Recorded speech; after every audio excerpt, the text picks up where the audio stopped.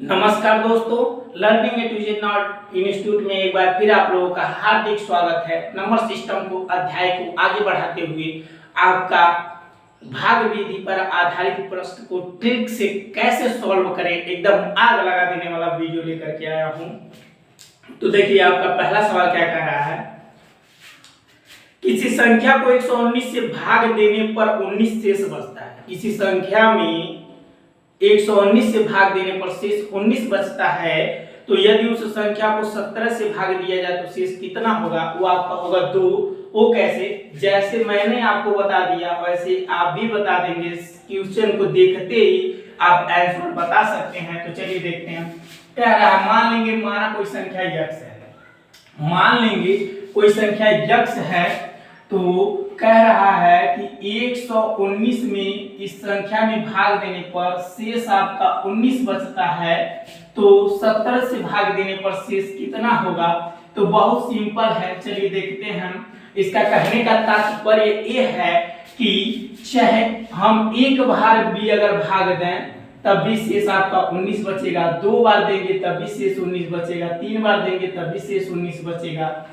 अर्थात संख्या पहले निकाल लेते हैं। तो आपको पता है कि भाज्य बराबर आपका मैंने एक फार्मूला अगले वीडियो में बताया था। अगर आपने वो वीडियो नहीं देखा तो आप वीडियो की डिस्क्रिप्शन में आपको उसका लिंक मिल जाएगा, आप उसको देख सकते हैं। और यहाँ पर होता है प्लस शेषफल। आपका फार्मूला क्या होता है? भाज्य बराबर भाजक गुणे भागफल प्लस शेषफल। ये आपका फार्मूला होता है और ये आपका होता है भाजक और ये आपका होता है भाज्य और ये होता है आपका भागफल और ये आपका होता है शेषफल। तो क्या संख्या निकालना एकदम आसान है। देखिए भाजक अर्थात a और भागफल a और शेषफल आपका नीचे दिया गया है। तो देखिए अगर संख्या यक्ष हम निकालते हैं तो संख्या अगर x निकालना हो तो भाजक आपका 119 गुणे भागफल एक बार मान लेते हैं तो आपका प्लस शेषफल आपका 19 कह रहा है बचेगा। तो ये संख्या जो निकल करके आएगी 119 में एक 19 जोड़ देंगे तो आपका हो जाएगा 138। वह संख्या आपका 138 हो जाएगा। अगर भागफल हम 2 ले लेते हैं तो आपकी संख्या जो हो जाएगी 119 गुणा 2 प्लस 19 बराबर 119 गुना 238। 238 में इसको जोड़ देंगे तो आपका हो जाएगा 257।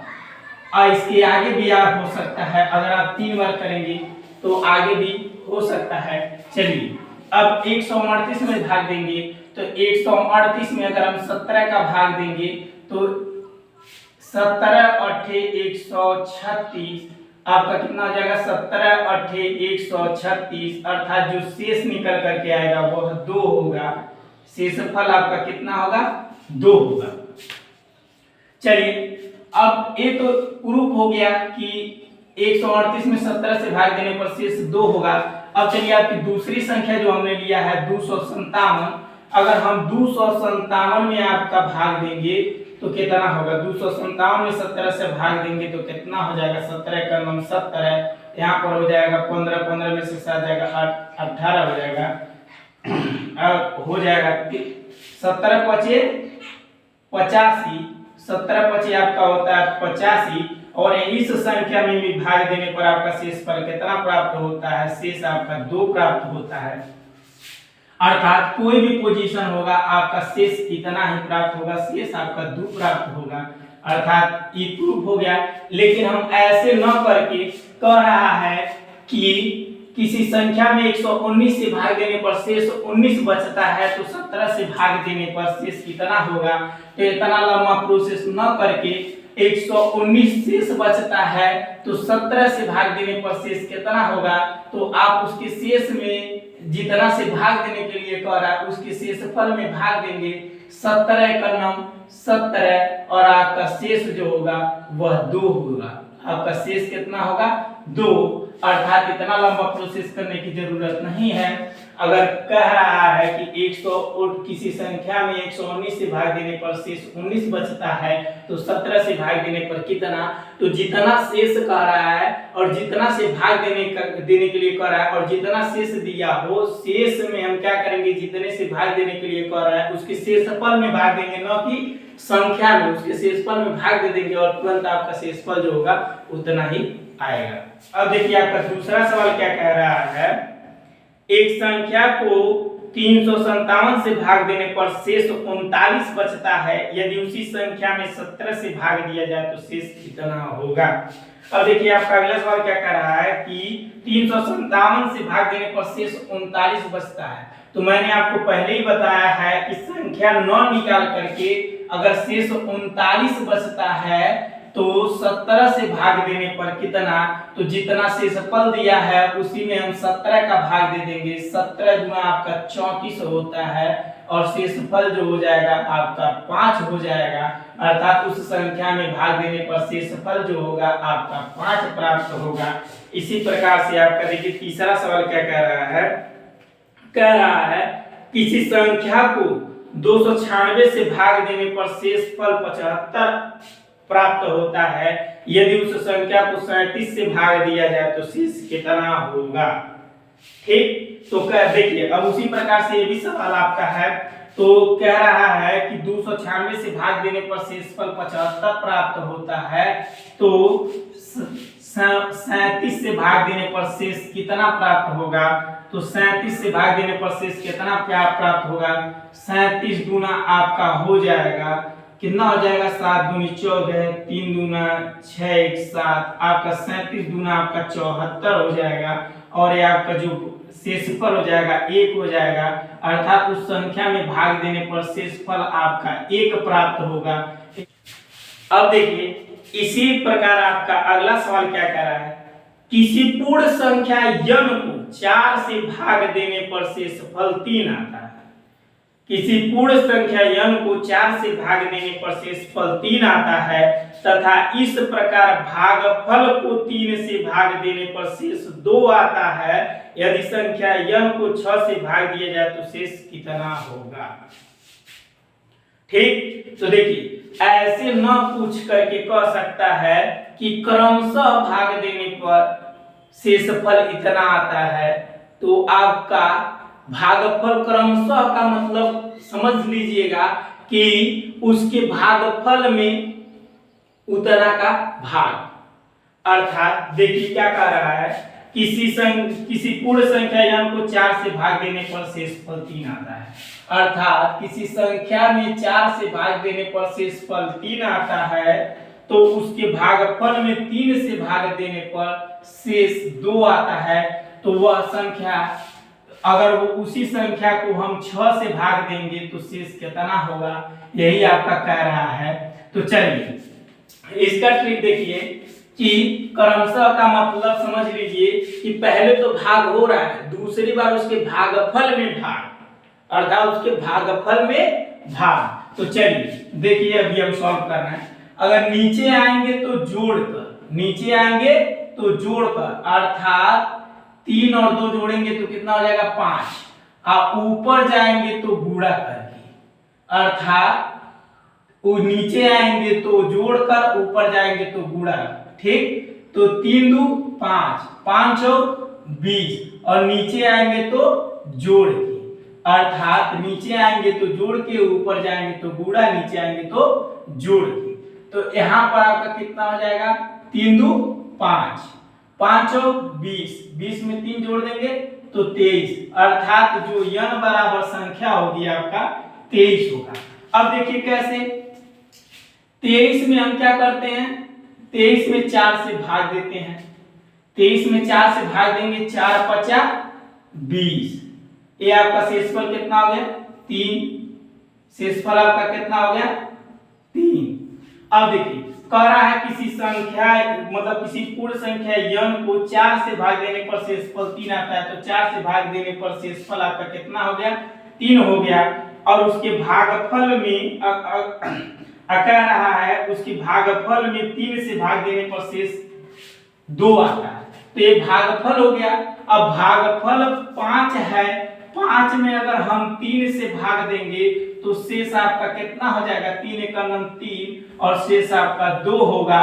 और अर्थात यह प्रूफ होता है कि अगर हम इस प्रकार से संख्या निकाल लेते हैं और उस संख्या में अगर हम भाग देंगे तो एकदम सेम प्रोसेस, एकदम जो कहेगा वह आपका कथन एकदम सही होगा। अर्थात ये आपका ट्रिक फॉलो करता है।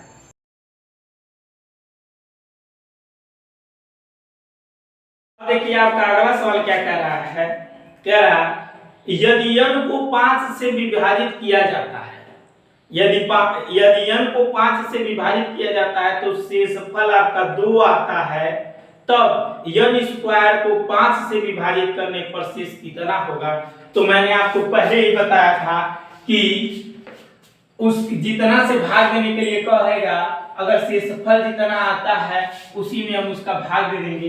तो इसमें आपका कह रहा है शेषफल 2 आता है तो n² अर्थात शेषफल के स्क्वायर में हम क्या करेंगे, 5 से भाग दे देंगे। शेषफल के स्क्वायर में जो शेषफल है उसका स्क्वायर में अगर हम 5 से भाग दे देंगे तो वह शेषफल आपको पता चल जाएगा।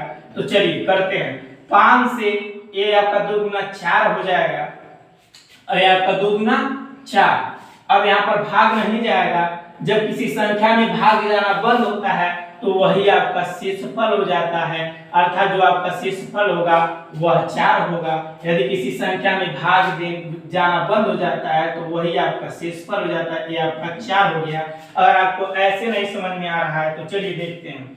किसी संख्या में 5 से विभाजित करने पर, मान लिया यहाँ पर x है, उसको 5 से विभाजित करने पर शेषफल जो आपका आता है 2 आता है। तो उस संख्या के स्क्वायर में 5 से भाग दिया जाए तो शेष कितना होगा। चलिए मान लेते हैं हम एक बार हुआ तो आपका कितना हो जाएगा, 5 × 9 5 5 2 7 अर्थात संख्या 7 हो जाएगी। तो 7 में हम 5 से भाग देंगे तो आपका शेषफल कितना हो जाएगा, 2 हो जाएगा। शेषफल आपका कितना हो जाएगा, 2 हो जाएगा। अर्थात वह संख्या क्या है, 7 है। अब 7 के स्क्वायर में अर्थात 7 × 49 में 5 से भाग देते हैं। चलिए देते हैं। तो 49 में हम 5 से भाग देंगे तो 45 आपका हो जाएगा और आपका शेष जो होगा वह 4 होगा। शेषफल आपका कितना होगा, 4 होगा।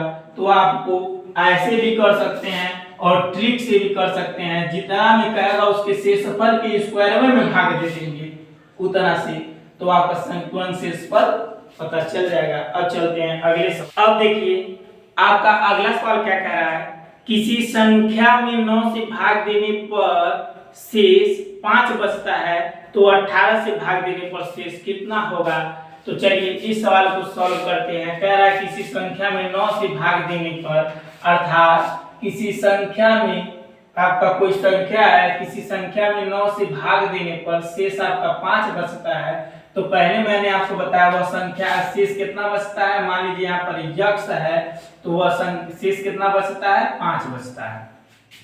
चलिए तो मैं पहले बता दूं कि वह संख्या आपका 5 भी हो सकता है, वह संख्या 5 भी हो सकता है। आप कहेंगे कैसे, तो मैंने आपको पहले ही बताया कि 9 में अगर हम 5 से भाग देंगे तो भाग लगना बंद, तो 5 शेषफल, भाग लगना बंद तो वही शेषफल। अर्थात वह संख्या 5 भी हो सकती है। अगर हम 9 का टेबल 2 बार पढ़ेंगे और इस शेषफल को जोड़ लेंगे तो चलिए अगर 9 का टेबल हम 2 बार पढ़ते हैं, 9 दूनी 18, 18 5 आपका 23, वह संख्या आपका 23 भी हो सकती है। अगर 3 बार पढ़ते हैं तो आपका कितना हो जाएगा, 9 3 27 और 27 में 5 जोड़ देंगे तो आपका कितना हो जाएगा, 27 में 5 जोड़ देंगे तो आपका x बराबर हो जाएगा 32।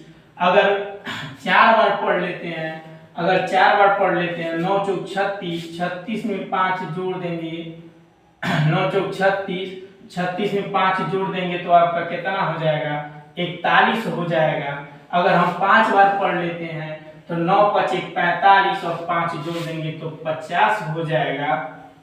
अब इन्हीं सब देखिए, अब सारे अब 9 से 5 में अगर भाग देंगे तो शेष 5, अगर 9 से 23 में भाग देंगे तो शेष आपका 5, और 9 से अगर हम इसमें 32 में भाग देंगे तो शेष 5, और 9 से अगर हम 41 में भाग देंगे तो शेष 5, अगर 9 से 50 में भाग देंगे तो शेष 5, अर्थात सब में शेष आपका 5 बच रहा है। अर्थात अब इसमें हम भाग देंगे 18 से, तो 5 में अगर हम 18 से भाग देंगे तो भाग लगना 1, शेष आपका हो गया 5।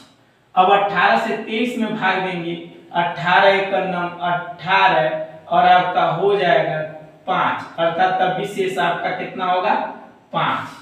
अब 23 में भाग देंगे तो आपका शेष कितना हो जाएगा 5।